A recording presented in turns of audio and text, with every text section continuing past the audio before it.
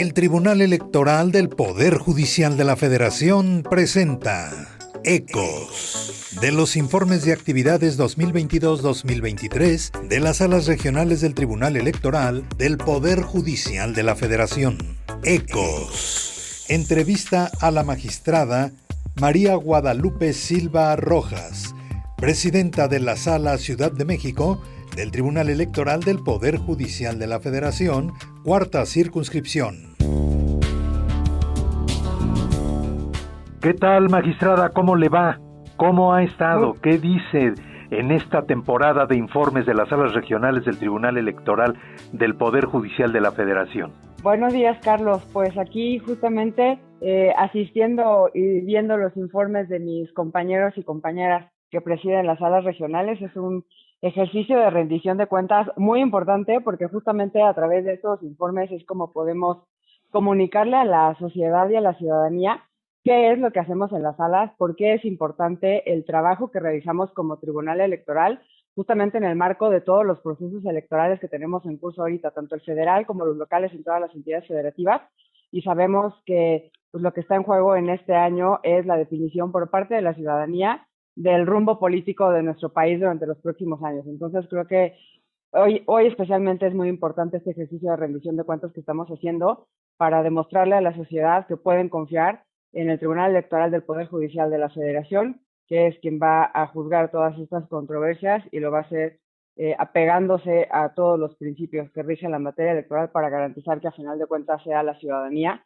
quien decida quién nos va a gobernar y quién nos va a representar. Generalmente en febrero a principios es cuando viene el tiempo de rendición de cuentas por parte de las salas regionales del tribunal, que son 5 más la especializada. ¿Verdad, María? ¿Verdad que así es? Así es, efectivamente, el tribunal está compuesto por la sala superior que revisa las sentencias que emitimos en las salas regionales y como bien lo decía, son 5 salas regionales más la especializada.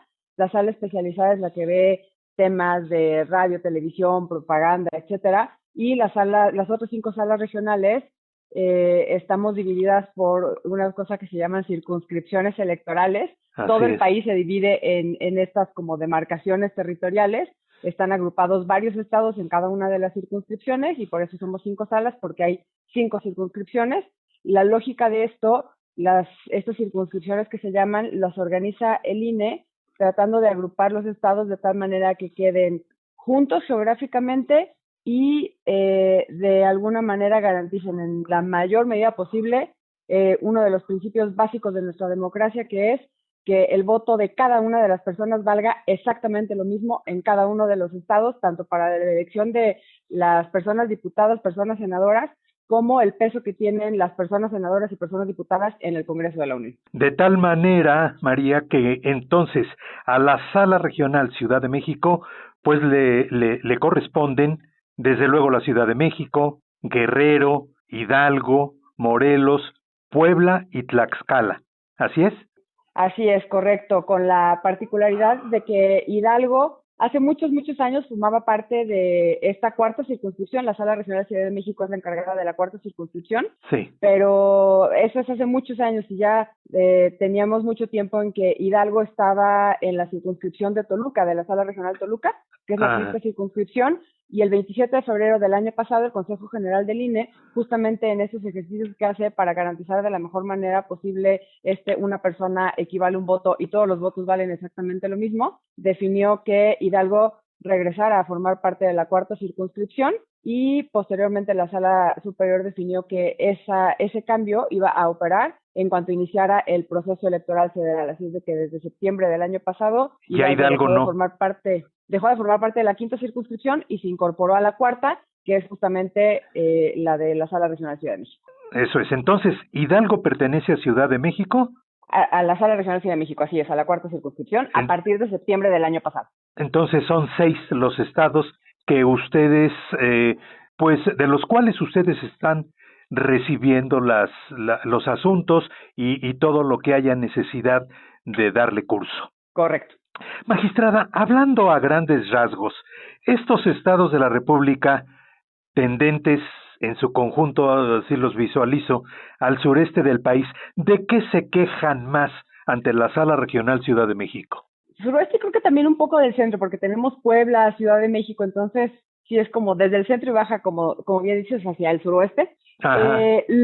La verdad es que en el informe que rendí este año sí tuvimos un comportamiento creo un poco distinto a lo que hemos tenido en años anteriores, pero en este año el informe de labores que rendí apenas la semana pasada, Sí. lo que abarca es del 1 de noviembre de 2022 al 31 de octubre de 2023, y en este año la mayor cantidad de impugnaciones que tuvimos en términos como de porcentajes fueron impugnaciones o juicios relacionados con la vulneración del derecho a ejercer el cargo de las personas electas popularmente. Pero en realidad, aunque estos fueron como que la mayoría por temática, en realidad solo son el 16.3% de las demandas que tuvimos. O sea, está como muy equilibrada la cosa, no es que hubiéramos tenido 50% de alguna impugnación. Entonces, tuvimos demandas relacionadas con el derecho de las personas que son electas popularmente, son nuestras personas representantes o gobernantes, y de alguna manera reclamaban ante la sala que se les estaba obstaculizando ese derecho que tienen a ejercer el cargo y obviamente a representar a la ciudadanía que les eligió. Dentro de este 16.3%, más o menos una tercera parte, y esto se me hace muy importante comentarlo,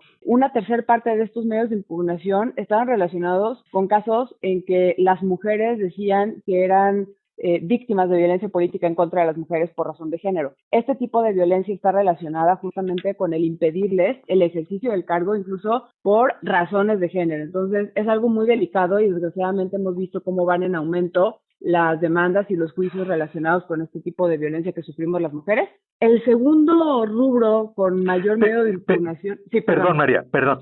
Este tipo de quejas, ese 16.3%, ¿tú consideras que va hacia arriba, está más o menos estable, o tiende a bajar, o por medio de las sentencias que ha dictado el tribunal, en este caso por medio de la Sala Ciudad de México, se está llegando a un freno a esta situación? No, esto es muy variable, año con año va cambiando este porcentaje, e incluso, por ejemplo, ahora que es año electoral, seguramente en el informe que rendiremos en 2025, en el 25, lo que se va a reflejar es que seguramente la mayor cantidad de medios de impugnación que vamos a recibir durante este año va a estar relacionada más bien con cuestiones propias del proceso, la definición de cuáles son las candidaturas, procedimientos relacionados con las campañas, actos anticipados de campaña, actos anticipados de pre-campaña, o sea, cosas como muy relacionadas con esta fase en la que la ciudadanía va a decidir y personas se van a candidatear para llegar al ejercicio del cargo. Ya el siguiente año, pues ya se va a empezar a ver si hay algunas vulneraciones al ejercicio del cargo, y además también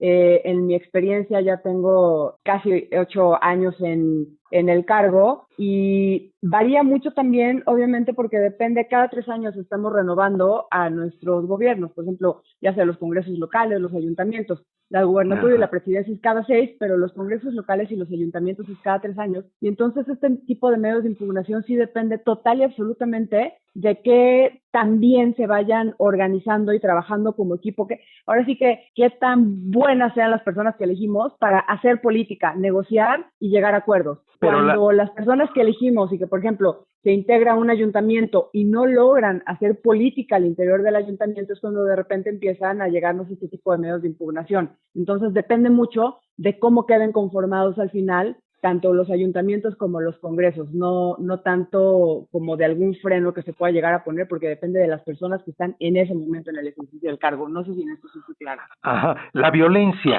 hacia las mujeres tiende a disminuir.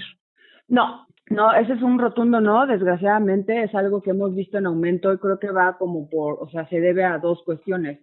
Una, desgraciadamente vivimos en una sociedad todavía muy machista, en una sociedad que a veces incluso es evidente que hay personas, tanto hombres como mujeres, que no están acostumbradas a ver a mujeres en el ejercicio de cargos públicos, y esa idea, digamos, les choca y entonces no la aceptan, y a veces es por una cuestión, digamos, ni siquiera consciente, sino por la manera en la que hemos sido educadas las personas. En muchas ocasiones eso es algo que no entra en nuestro sistema, por así decirlo, y entonces hay una especie de rechazo inconsciente hacia ver a una mujer en el ejercicio del cargo. Entonces, teniendo eso como sociedad, de repente llegan las mujeres al ejercicio del cargo y empieza este rechazo, a veces consciente, a veces inconsciente, Y como ahora en México hemos avanzado mucho en lograr que las mujeres lleguemos a los cargos de elección popular de manera paritaria, incluso, por ejemplo, ahora la legislatura es la legislatura de la paridad, somos 50%, 50%, estamos avanzando en esa parte, pero entonces como las mujeres están llegando a los cargos de elección popular, surge este rechazo consciente e inconsciente, y es lo que genera el aumento, por una parte, de estos casos de violencia política en contra de mujeres por razón de género, y la otra razón, creo, también es pues derivado de que hay dentro de todo este sistema en el que vivimos este rechazo, digamos, como social, que justamente trata de que aunque estén llegando de manera paritaria, y hay muchos estudios que así lo soportan, están llegando a los cargos, pero no los pueden ejercer porque existe ese rechazo que las mujeres sean quienes tomen las decisiones. Continúan las presiones, ¿no?, negativas, entonces. María, cada estado de nuestra república, desde luego, muestra sus propias características, sus propias complejidades, diría yo, sus circunstancias. Ciudad de México, Guerrero, Hidalgo, Morelos, Puebla y Tlaxcala, que conforman la cuarta circunscripción. ¿Cuáles son, independientemente de esta situación de género que nos comentas, qué otro tipo de problemas electoralmente hablando presentan estos estados?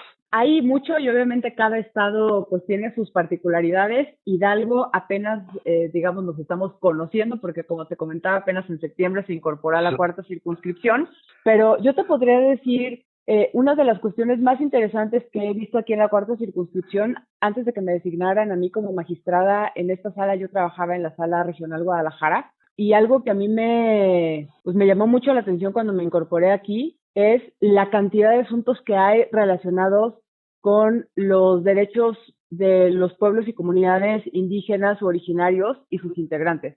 Tenemos un alto porcentaje de demandas relacionadas justamente con la elección de sus autoridades tradicionales por sistemas normativos internos, de pueblos y comunidades indígenas que buscan que sus elecciones, por ejemplo, sus autoridades municipales sean electas por sistemas normativos internos, ya no solo las autoridades tradicionales. Alguna vez platicando con un amigo, estaba súper asombrado cuando yo le decía que tenemos muchos de esos asuntos aquí mismo en la Ciudad de México. Me dice, pero es que como que, o sea, hay mucho desconocimiento en relación a la población indígena y originaria que tenemos en México y en la cuarta circunscripción.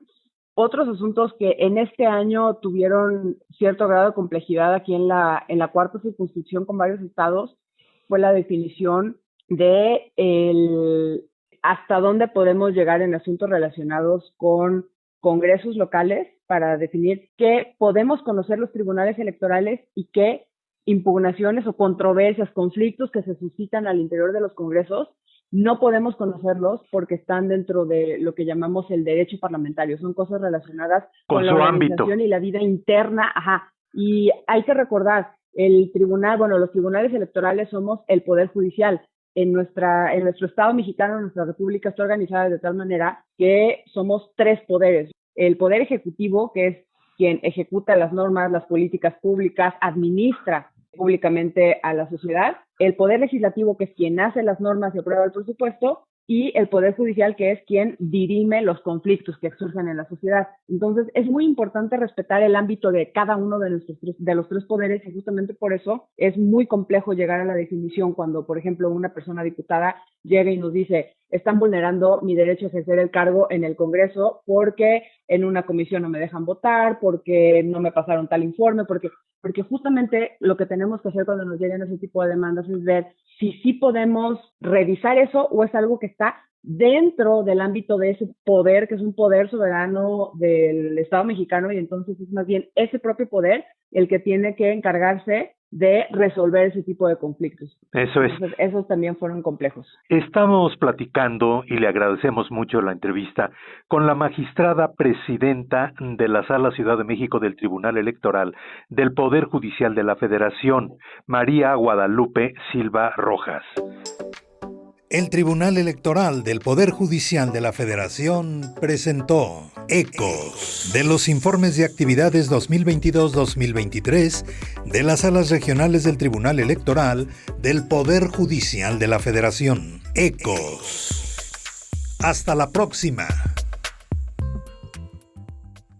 Tribunal Electoral del Poder Judicial de la Federación. Tu tribunal.